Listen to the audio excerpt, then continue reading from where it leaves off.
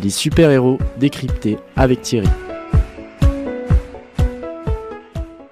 Une gigantesque tornade fait rage à Metropolis. Un vent violent balance les voitures dans tous les sens, les gens sont paniqués, les bâtiments sont fragilisés. Et du haut du Daily Planet, Jimmy, le collègue de Lois Lane, émet un signal depuis sa montre. Et aussitôt, le Man of Steel débarque quasi instantanément. Avec ses yeux infrarouges, il scrute alors la ville à la recherche de l'élément déclencheur de cette tempête anormalement violente. Et il le trouve. C'est une espèce de drone créateur de champs d'énergie provoquant des cataclysmes. Superman s'avance alors tant bien que mal, mais le vent semble s'intensifier à mesure que le super-héros s'avance. Il décide alors de cesser de marcher et s'envole pour passer au-dessus de la méchante bourrasque et se faufile dans l'œil du cyclone. Il descend alors dans l'espèce de couloir, mais il remarque que l'appareil est équipé d'un minuteur qui s'accélère lorsqu'il le touche. L'homme d'acier réfléchit une demi-seconde, puis de son souffle rafraîchissant, il gèle le drone, puis le brûle instantanément avec sa vision thermique. Aussitôt, la tempête s'arrête, le calme revient et le sauveur repart comme il est venu à une vitesse supersonique.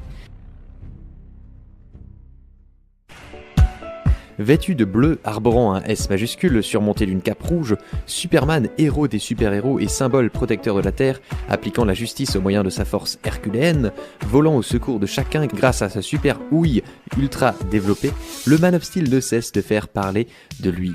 Bien que prônant et défendant la justice, ce personnage reste très critiqué par un bon nombre de fans. D'ailleurs, DC Comics s'en est bien rendu compte, notamment avec le film Batman v Superman. En tant que chrétiens, ne sommes-nous pas également critiqués ?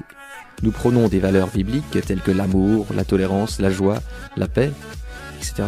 Et pourtant, quand nous regardons nos vies, nous pouvons être critiqués, voire jugés. Car même si nous essayons de défendre ces valeurs et que nous marchons en nouveauté de vie, il peut arriver que nous ne soyons pas à 100% infaillibles H24. Prenons l'image d'une brebis ou d'un agneau. Cet animal, avec son pelage, est censé être tout blanc, pur et innocent. Il en est de même pour ceux qui marchent selon les voies de Dieu.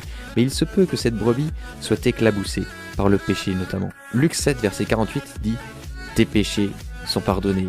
Votre encouragement des super-héros de cette semaine, c'est que Jésus vous pardonne. La réponse au péché qui accable nos vies, c'est la croix par laquelle Jésus a tout payé. Voici notre Superman à nous, disciples de Christ.